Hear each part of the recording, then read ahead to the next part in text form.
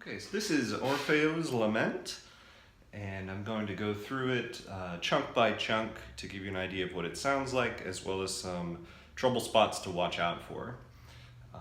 So I'm going to play the beginning, or measure 6, until the end of the 3rd line for you.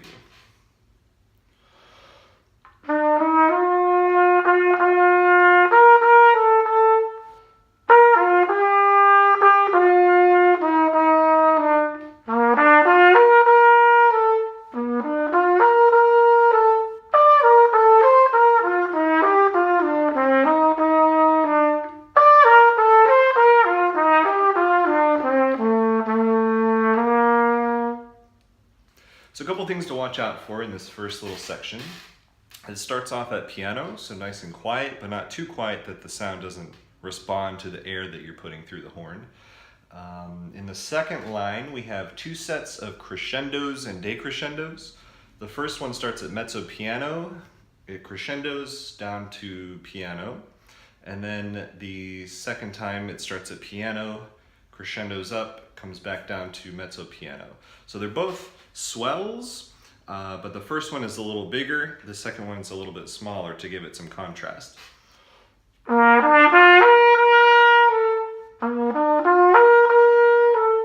The third line, if you can see, we have dia da da da da da da. So the articulation is very important, as well as the tongue movement.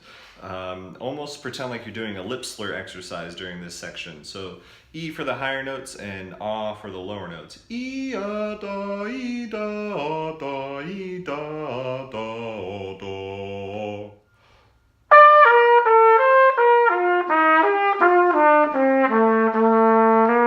Measure 24, or the pickup to measure 24, we have that long high D and then down the octave for the low D. The one thing to watch out for in this spot is the intonation of the top D to the low D. So make sure you're using your slide on that bottom D so that it's in tune with the top one. If the slide's not out, you get this.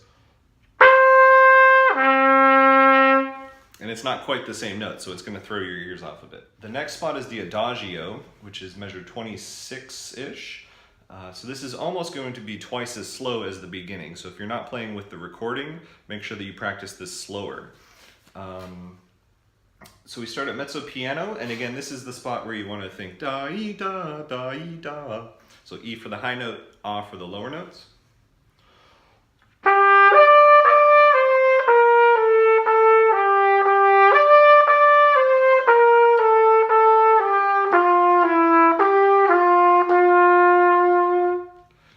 Very precise that you're doing slur 2 for every set of 8th notes, so dia dia dia dia, instead of tonguing every note or anything else than that. So it's slur 2 every time. Then this last section we have the tempo 1, which means go back to the tempo from the very beginning of the piece, and you're going to want to incorporate that lip slur technique one more time. Especially from the G up to the E, right at the beginning of the tempo 1.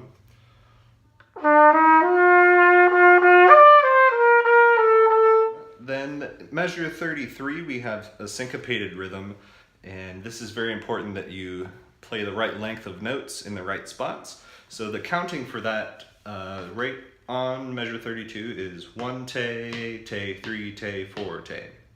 So and with the pickup and the rest of it,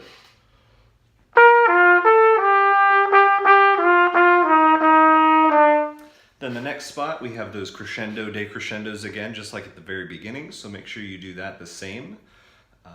And then be aware of measure 38 is where we start our ritardando all the way to the very last note, which has a decrescendo, so we're going to fade almost to nothing at that spot.